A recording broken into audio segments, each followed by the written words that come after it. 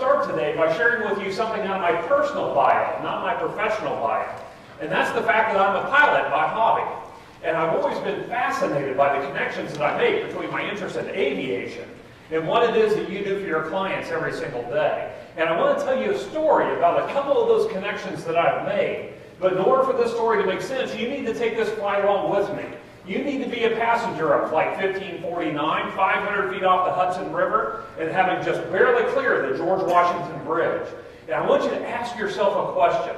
How valuable would it be to you and I as passengers on this flight to be able to freeze time just long enough for the flight attendants to get back up and run through that emergency water landing procedure just one more time, right? Maybe we weren't paying attention back on the ground in LaGuardia. But that's the first connection that I made to this story, that the value of advice is not only based on the content we deliver, but also the timing in which we deliver it. Now, a few seconds go by and splash, we're in the Hudson River. Now, there's not one of us on this flight that doesn't understand it's time to stand up, find the nearest exit, and get off that airplane, right?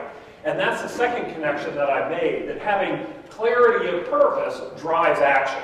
So putting those two connections in terms of what it is you do for your clients every single day, it's my belief that if we provide clients with timely and meaningful advice in sufficient quantity, that they're able to gain clarity, it's more likely that they'll take action. Look at the 2011 budget, because the obvious answer and what we hear from Washington is we just need to cut spending and cut it quickly.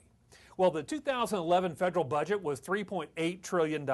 Again, the good news is we're coming in at $3.6 trillion. But 58% of the 2011 budget is being spent on mandatory entitlements. And that's just the garden variety mandatory entitlements of Social Security, Medicare, and Medicaid. So we've talked about the changing demographics within the United States. What do you think is going to happen to that portion of the budget over the next 10, 15 years? It's just going to continue to expand, right? Now, 6% of our budget is currently being spent on debt service. And if you ask the White House, they tell us to expect that that portion of the budget will quadruple in the next 10 years.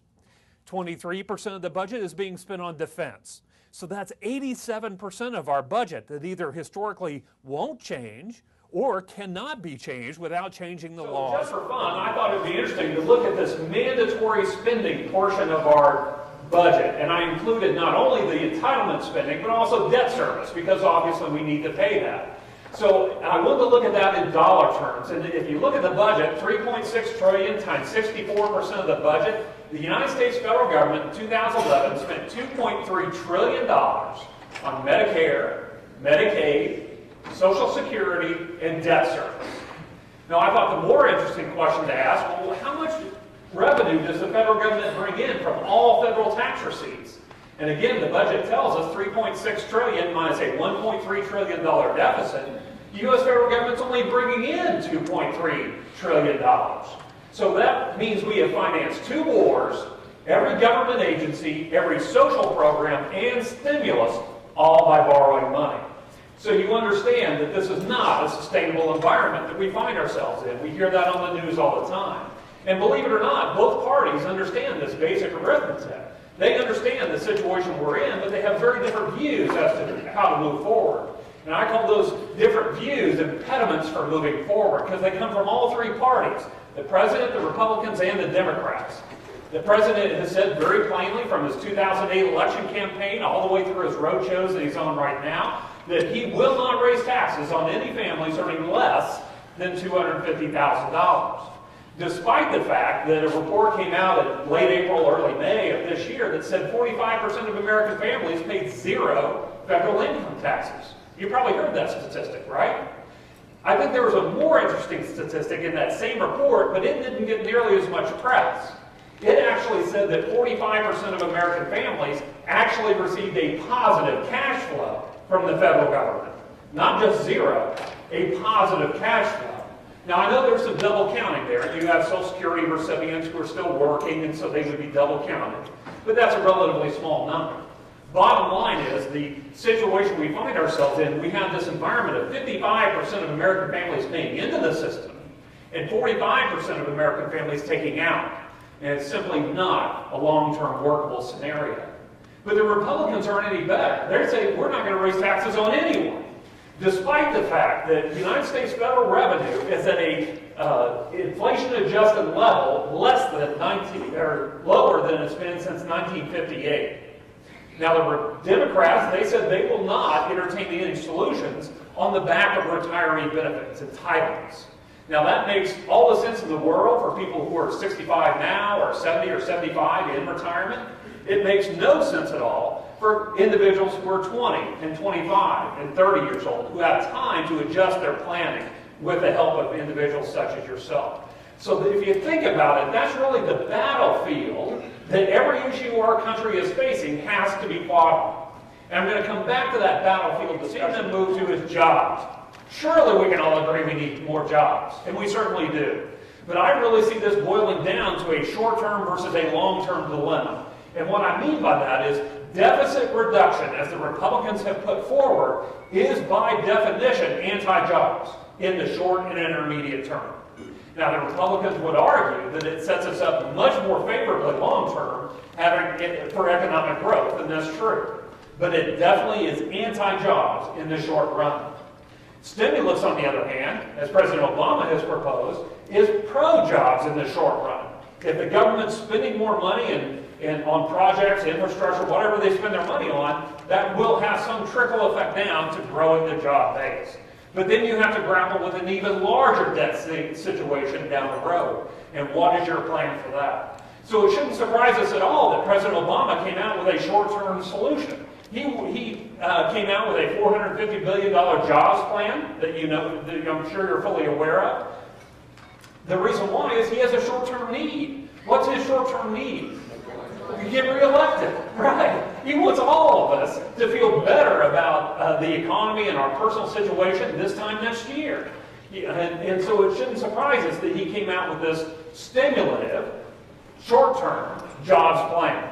Now, we know the jobs bill died in a procedural vote in the Senate. So what you're seeing now is the Senate Democrats pulling this jobs bill apart and seeing if they can find anywhere for compromise within the jobs bill. I think they also have another motive, because the first thing they pulled out was state aid. State aid was specifically designed to give the states more money so they could either maintain employment levels or hire new teachers, police, and firemen. Of course, it died because the Republicans will not approve any additional spending, and that's given President Obama something to add to his stump speech, that the Republicans won't even support teachers and firemen and policemen. The second thing that they pulled out was infrastructure. Now, we all know that we have an infrastructure issue in the United States. But bottom line is spending on infrastructure today will not get approved by Republicans. We know that. Again, adding to the president's stump speech and so forth. Now, one area that I do think there is potential compromise is around the Social Security tax reduction. As you know, in 2011, the employees are paying less in payroll taxes. Now, what President Obama is suggesting here is that in 2012 only, both employees and employers will pay 50% of their tax liability. 6.2%, they'll only pay 3.1%. Now, what's interesting about that, you probably read this week that Social Security in 2012, if this tax cut goes into play, will actually not be able to fund itself. So they'll have to go into the general account, i.e. more debt for the United States, to supplement the spending within Social Security. And sadly, I think you would all agree, you understand how Social Security works. In the time when Social Security is feeling the stress of the baby boomers coming into retirement, we're actually shorting the amount of money that we're putting into the trust fund, which I think we would all agree makes no sense at all. But I think Republicans would have a very hard time not signing this bill. They would have a very hard time signing it because they said we want to reduce taxes. Here's a chance to do it. And then with a simple signature vote, they could pass a lower tax rate for 2012. So again, I think that's one area of potential compromise. I do put that slightly less than 50-50 at this point, but nonetheless, it's certainly possible that could. President Obama has shifted over the last month and a half from presiding President Obama to campaign President Obama. And what I mean by that, President Obama historically has been what I would call a parachute president. And what I mean is that he was more than content to allow the Republicans and Democrats to come together and fight over these issues. And at the last minute, parachute in, broker a deal that quite honestly neither party was happy with, But bottom line, get something done. That's a fabulous way to be a president of the United States. And the reason why is that speaks directly to the independent voter. Independent voters, as you know, are the group of voters that drive the presidential election. So independent voters truly respond to an individual who can broker a deal across these fighting factions. So that's the way he chose to preside. But what we've seen now, through the jobs bill and the way he's using those pieces and his long-term debt reduction proposal, which is dead, that was a signal, a shot across the bow to the Republicans that I'm shifting gears, I'm now in campaign mode, and I'm going to set myself up to win. I'll let you in on probably one of the biggest secrets in Washington, D.C. The Republicans don't want President Obama to be reelected. So, in case you were wondering, that's one of the biggest secrets. And I thought it was absolutely fabulous quote. This came out from the White House, and I'm going to summarize what this says, or paraphrase what this says. It's from President Obama to the Republicans, and it simply says that, hey, Republicans, I've asked you all along for a balanced approach. And what I mean by that is I'm willing to give you spending cuts, but I want revenue increases, in other words, tax increases. If you fail to give me this balanced approach, I have a trump card in my pocket. And that trump card is the expiration of the Bush tax cuts. And I am fully prepared to allow the Bush tax cuts to expire on those families earning more than $250,000, but veto the portion of the bill that would apply to any families earning less than $250,000. So the reason this quote is fascinating, one, is it gave us perfectly clear, crystal quality view into what President Obama's belief is, what needs to happen around the taxation system in the United States. He believes the wealthiest portion of our population needs to be actively paying a higher contribution into the revenue stream. But what made this really fascinating was that it's factually wrong. The president can't do this. He can't veto half a law. Our president does not have line item veto power. So he'll be in a situation during that lame duck session next November and December and early January that he will be forced to make a decision of letting the Bush tax cuts expire on everyone or no one. That is his only choice unless Congress puts forth a more thoughtful approach to tax reform.